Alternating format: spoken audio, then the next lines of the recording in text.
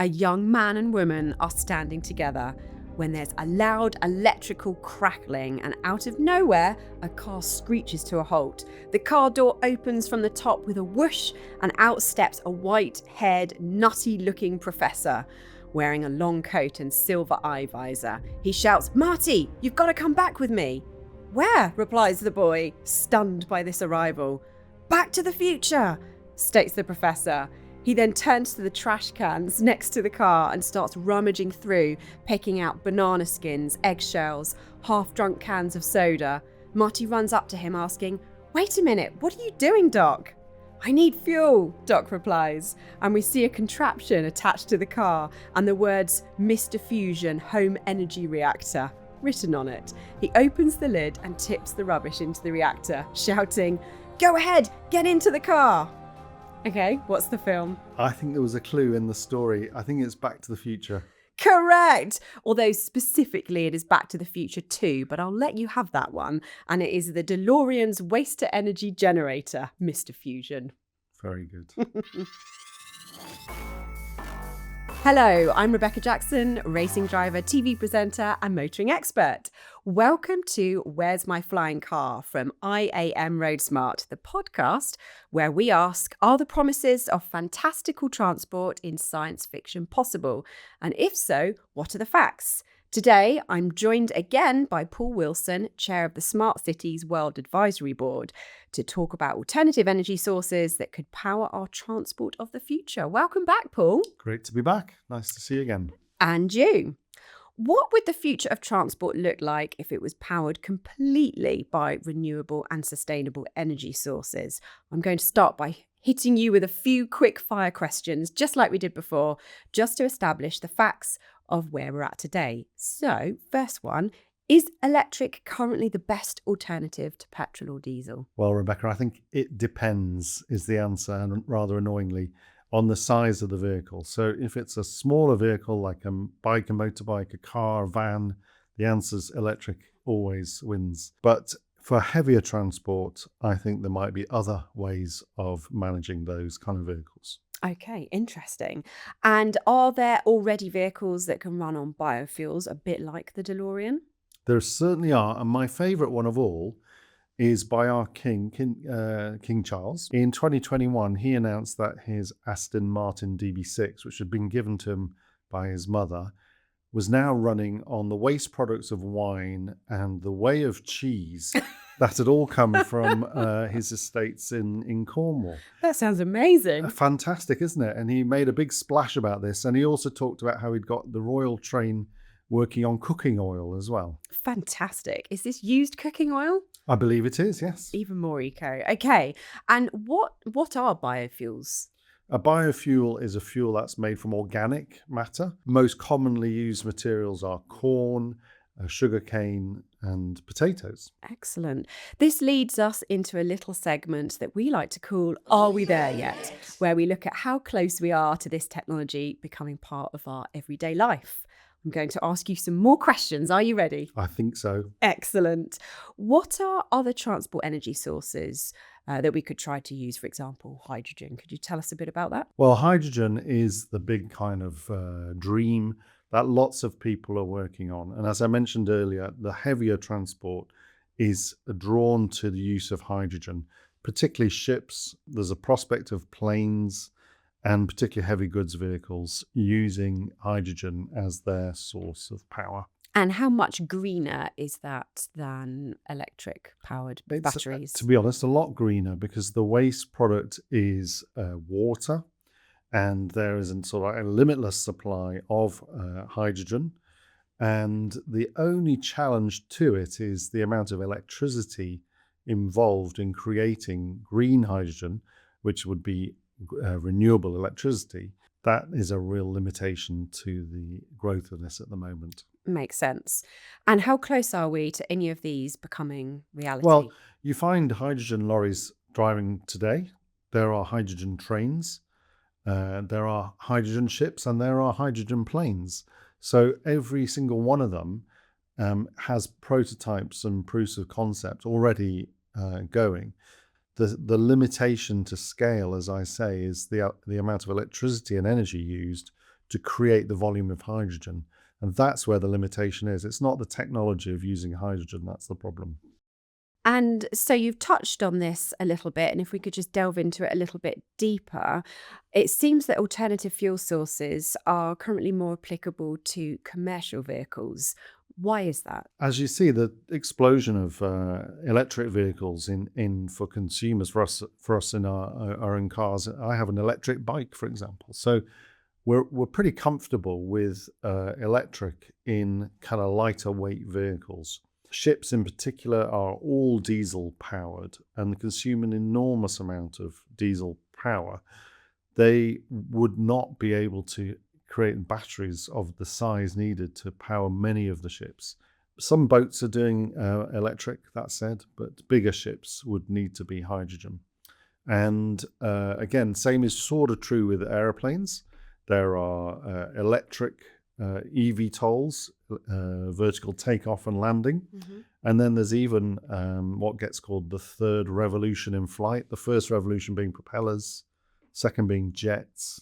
And now the third revolution would be the electrification of flight, where you could see planes working with batteries over short hops, 100 to 200 miles. Mm. And this is, super exciting, all the way from drones up to those kind of things. And then with lorries, you do get battery lorries, you do get bioethanol lorries, and you do get hydrogen lorries. And there's a bit of a religious conflict going on between those three camps of battery, bioethanol, and hydrogen on heavy goods vehicles, which is a very important part of our transport system. In Britain, about 95% of the stuff that we consume that isn't made in Britain comes by boat, because we're an island. We are. And then once it gets to the port, it typically goes onto a heavy goods vehicle that will travel, 20, 30, 100 miles. Mm. And it's that heavy goods vehicle which is difficult to know what to do with, to be honest. So local delivery vans will all go electric in the next 5 years or so. But it's those heavy goods vehicles where there's a lot of confusion and disagreement, actually, about what to do. And there are different opinions from different experts as well, aren't there, on the heavy goods vehicles? There really are, yeah. That's right. And coming back to biofuels now, as a nation, we must produce so much food waste, and all the restaurants and cafes and fast food chains. There's a tremendous amount of bio waste there. Surely biofuels must be the way to go. I think they're part of a mix, aren't they? There are buses that use that quite a lot. Here in Bristol, we actually rather famously have the number 2, which is based on sewage. I'll let you think through that. Does it smell okay? And rather amusingly, if you see the number 2 bus going by, on the outside, it's got a sort of piece of art where your head is seen in the window, but on the outside of the bus, I don't know if I need to go into what's beneath, but that drives around in this town, Bristol. So yeah, that's already part of the scene. I think there's a whole mix, isn't there, of things that we can do. It sounds like they all make up a piece of the pie, and that there isn't really one clear winner at the moment. They all contribute towards. You see in North America and South America a lot more use of biofuels than we have over in Europe. They're big for it. But then it gets into a controversy there about whether we're using farmland to create fuel when it should be used for food. So again, there's controversy everywhere you look in this. So is it possible to make biofuels from food waste as opposed to growing the crops to make the biofuel? It is possible. I don't know lots about it, but that's where I know that our King Charles, he actually pioneered some of this. He's the only person in the world to have an Aston Martin running on waste wine products. And the way that doesn't surprise me. What are the main challenges to transitioning to new energy sources? Well, there's obviously the vehicles that you have, you want to keep them going probably for as long as you can. And that's a perfectly good thing to do, because the cost of making new vehicles is an enormous environmental cost. There's something like 80 million new cars in the world every year. So keeping a vehicle going for as long as possible is a very worthy thing to do. But then over time, we've introduced biofuels into, you can get it from the pump here in this country, can't you, at 5% and 10%. Yes, and that is a really good point to clarify, because when we go to the pump and we fill up with E10 or E5, what that really means is 5% ethanol, which is bioethanol, or 10% bioethanol. But the rest of the fuel is traditional petrol as we know it.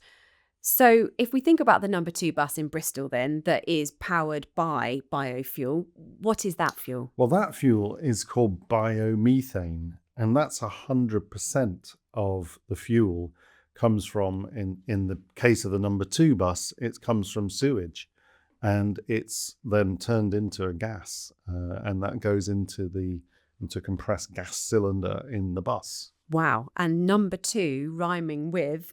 Anyway, moving on to the next question. I would like to bring up hydrogen fuel again, because you mentioned that it was very difficult to generate enough green electricity to be able to produce enough hydrogen.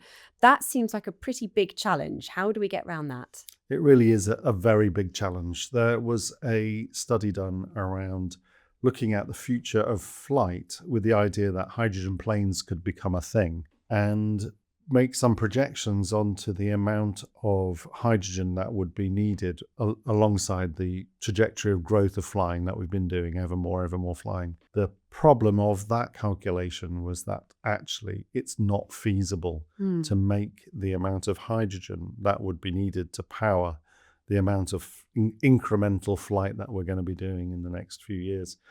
And the reason why is just the energy requirement is off the scale of any kind of form of reality.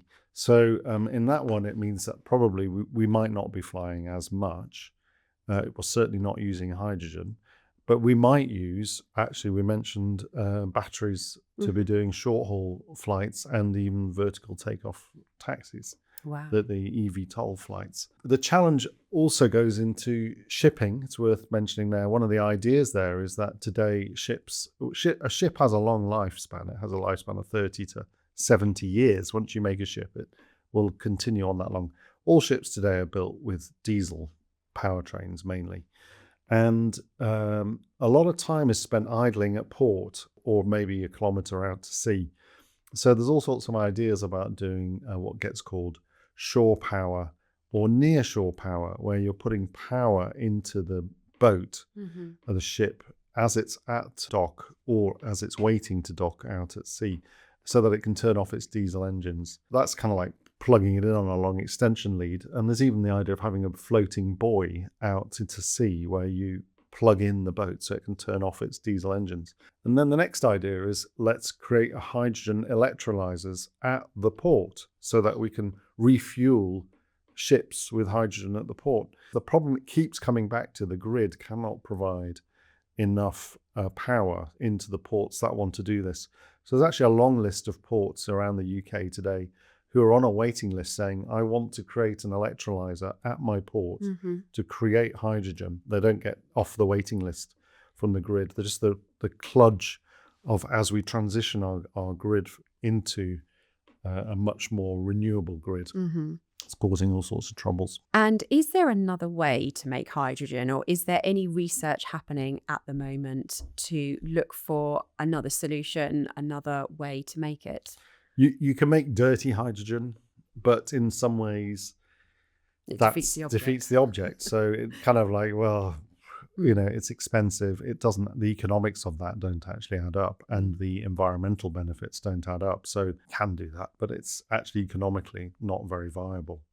So yeah, this is a genuine conundrum. Amazing, as you look around the world, you find that there are some cities. There's one very famous one in Japan, a hydrogen city. And it's running, the transport system in this city runs on hydrogen, the trams run on hydrogen. And the first city in Britain that wanted to do this was Edinburgh, wanted to become a hydrogen-based city. Yes. Again, the same, unfortunately, it's a slightly, circular conversation, this, because the issue comes back to the amount of energy required to make the amount of hydrogen that would be required is the sticking point. So that's still a problem and something that needs looking at. And I'm going to ask you now, what are your hopes for the future of transport? What can you see happening, or what would you like to see happening? Well, I think that you've got to think about the nature of the journey. So at a city level, I think we'll have a greater densification of cities, and there'll be more active travel, walking, cycling, micromobility, shared transport, public transport. I think that just has to happen simply because of congestion is becoming intolerable for many of us. And so we need to find new ways of getting around in cities. We see a need for more rail, and actually we can actually do quite a lot more with the tracks that we already have. If we digitize signaling in Britain, we could add as many as more than 25% more trains on our tracks. Wow. If we went from the analog signaling system that we have today to a digital signaling system. And could that eventually bring the price down as well? Well, that would be good, wouldn't it? It would. I'm sure a lot of people choose not to travel by train because It's very expensive, isn't it, in our country? To be honest, what gets me really excited is the third revolution in flight. I think it's quite believable that in the next decade, we will be having electric flight and doing more short hops that are to domestic airports, which are 100 to 200 miles. Yes. Take a short flight rather than going on the ground. And EV tolls that do probably shorter hops than that, more like 25 miles or something like this. EV tolls are already happening around the world now. And in Britain, we opened the first vertiport as an operational vertiport in June 2025 in Bicester, near Milton Keynes. And that's the first fully functional vertiport. They're interesting because the amount of space they take up is very little. And then they're in the centre of a town. So you could be flying from the centre of, say, here we are in Bristol, you could fly to Bath and it would take you 15, 20 minutes rather than the hour that it takes now on the ground. Or obviously one of the most profitable routes would be from the centre of London out to Heathrow. Of course. I'm sure this will be happening within not very far distant from now, 4 or 5 years. It has been a really fascinating conversation today. And what we're going to do now is my 3 biggest takeaways. What have we learned today? Firstly, hydrogen is currently the best alternative energy source being developed. The main challenge to this becoming widely available is generating enough renewable electricity to create the hydrogen. And thirdly, the future for improved mobility could be electric-powered domestic flight and vertiports, which brings us full circle back to the flying car. I want to end on a few quick-fire questions that I'm going to throw at you. Are you ready? Kind of. As ready as I'm ever going to be. Let's go, Rebecca. Good. Okay. There's only 2, actually. Favourite bit of sci-fi tech? The one I absolutely love is the transporter in Star Trek that can just dematerialize me here and rematerialize me there. I love this. Everybody I'd like wants one of those. Me too. And my next question and final question for you today is Doc's actual name in Back to the Future? Now, is he Emmett something? Yes. Oh, golly. Dr. Emmett? Think of the number 2 Professor bus. Emmett? Think of the number 2 bus. Oh, no. Dr. Emmett. Okay, maybe I shouldn't say that. It is Emmett Brown. Oh, no. I'm sorry, listeners. We've just lowered the tone there. Thank you, Paul, for joining us today. It's been a great pleasure. Thank you for having me. Thank you so much. This was the final episode in this series of Where's My Flying Car? Thank you for joining us on this ride.